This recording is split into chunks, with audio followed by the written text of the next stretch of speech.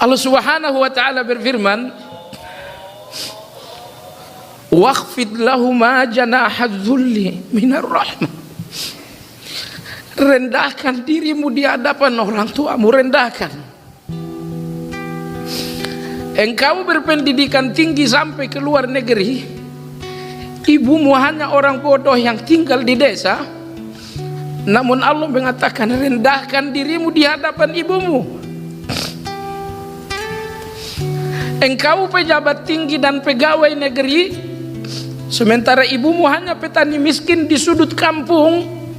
Kata Allah, waqfid lahuma janahdzulli minar rahmah. Rendahkan dirimu untuk kedua orang tuamu.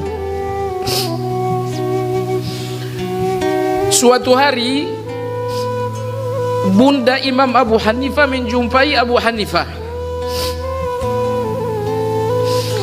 Ibunya mengatakan, wahai Nu'man, karena Abu Hanifah nama aslinya adalah Nu'man bin Thabit. Ibunya mengatakan, wahai Nu'man, apa hukumnya ini dan itu? Ibunya datang untuk bertanya hukum. Imam Abu Hanifah mengatakan, ibu tunggu sebentar. Tunggu sebentar ibu. Abu Hanifah memanggil muridnya Abu Yusuf. Setelah Abu Yusuf mendatang, Abu Hanifah mengatakan, wahai Abu Yusuf, ibuku bertanya, tolong kau jawab. Akhirnya Abu Yusuf menjawab pertanyaan ibu dari Abu Hanifah. Abu Yusuf bertanya, wahai Imam, engkau adalah guruku. Kenapa aku yang harus menjawab pertanyaan ibumu? Abu Hanifah mengatakan, Allah berfirman, waqfid lahuma janahadz-dzul. Rendahkan dirimu di hadapan orang tuamu. Sekiranya aku menjawab pertanyaan ibuku, seolah-olah aku telah menjadi guru bagi ibuku, dan aku tidak mau meninggikan diriku di hadapan ibuku. Oleh sebab itu kau jawab, aku tidak mau menjadi guru bagi ibuku. Karena Allah memerintahkan setiap anak untuk merendahkan diri di hadapan orang tuanya. Maka jamaah sekalian, tidak ada yang betul-betul memahami hati dan perasaan orang tua ini kecuali Allah Azza wa Jalla. Allah berfirman kepada anda setiap anak, waqfid lahuma janahadz-dzulli minar rahmah. Rendahkan dirimu kepada keduanya. Jangan menonjolkan dirimu yang banyak harta di hadapan orang tua. Jangan menonjolkan kecerdasanmu di hadapan orang tuamu. Pangkat dan jabatanmu yang tinggi, lupakanlah itu di hadapan orang tua. Waqfid lahuma janahadz-dzul. Rendahkan dirimu di hadapan keduanya. Jamaah sekalian yang saya hormati, sekiranya anda tidak tinggal bersama kedua orang tua, anda tinggal berjauhan dengan kedua orang tua, usahakan setiap hari menelpon keduanya dan buat keduanya tertawa. Apabila datang pagi, telepon orang tua, telepon ibu-ibu, ajak dia berbicara. Setelah dia tertawa, tutup telepon. Allah Subhanahu wa ta'ala, Nabi SAW bersabda, ridallah fi ridal walidain wa sukhtullah fi sukhtil walidain. Keriduan Allah untukmu wahai para anak terletak pada keriduan orang tuamu,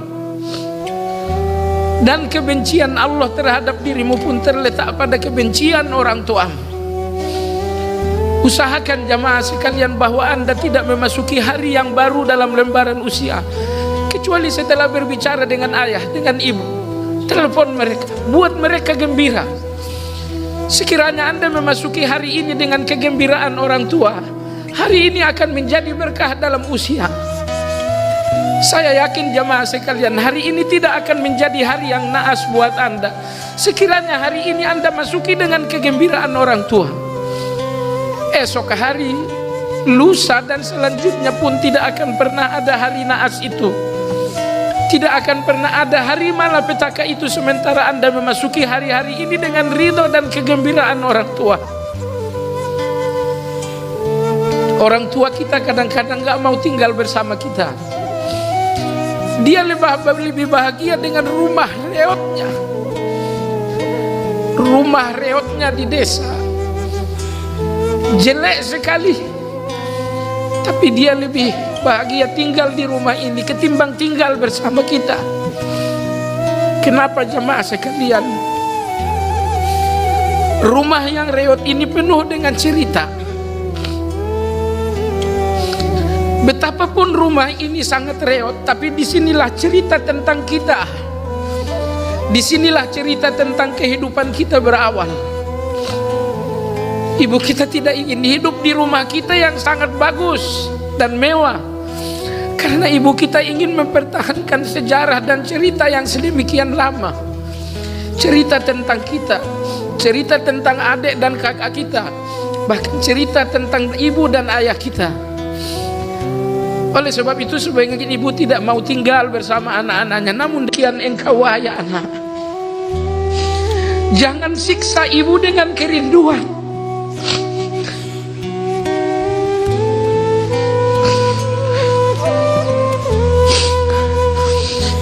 Jangan menyiksa orang tua dengan kerinduan.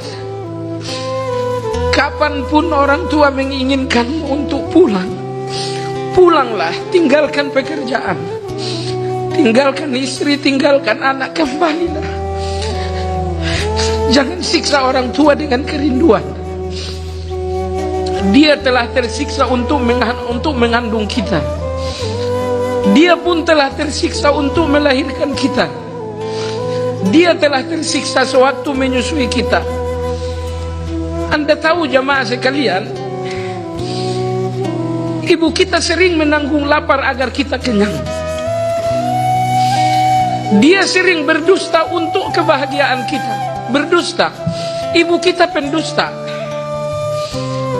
Dia sakit, kita katakan ibu sakit. Dia mengatakan tidak, aku tidak sakit, padahal dia sakit.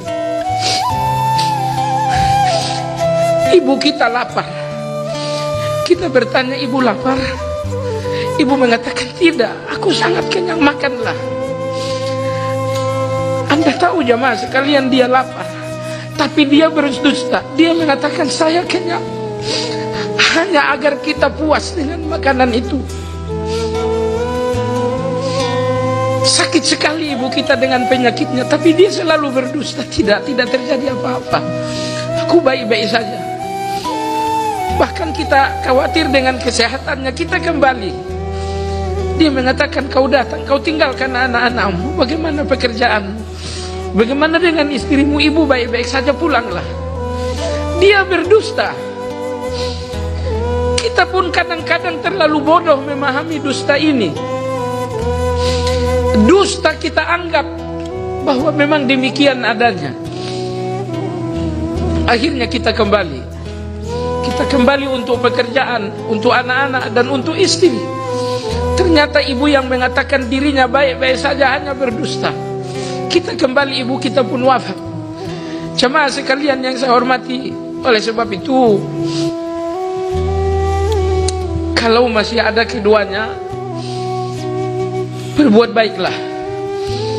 Jangan siksa keduanya dengan kerinduan, dan jangan terlalu percaya dengan dusta mereka. Mereka berdusta hanya untuk kita tertawa. Seolah-olah ibu-ibu ini jamaah sekalian mengarang demikian banyak dusta agar kita tenang dengan keadaan dirinya. Jamaah sekalian, sekiranya boleh berdoa, kita ingin berdoa untuk keduanya.